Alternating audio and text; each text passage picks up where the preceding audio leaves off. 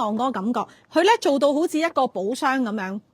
做到好似一個木箱咁樣，係咪好靚？好有寓意啊吓，唔捨得食噶，賣咗好多年噶啦，係啦，賣咗好多年，我哋團購嘅年代都已經賣咗好多年噶啦，係啦，呢個係冇得混買，係啦，一係要呢個，一係就要呢個，因為個價錢咧，一個係平少少嘅招財進寶嘅千兩箱，係啦，有12個，你一打開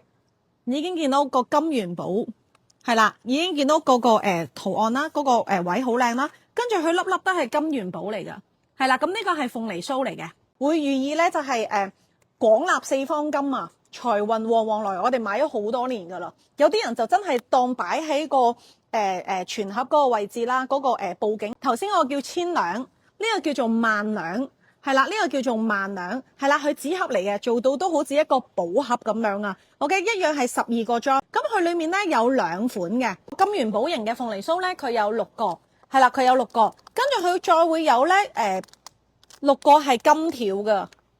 係啦，係金條嚟嘅呢個，係啦，咁2個都係鳳梨酥型啦，咁佢呢個咧就係有金條又有金元寶啦，擺喺度好靚嘅，好似金光閃閃咁樣啊，係咪啊？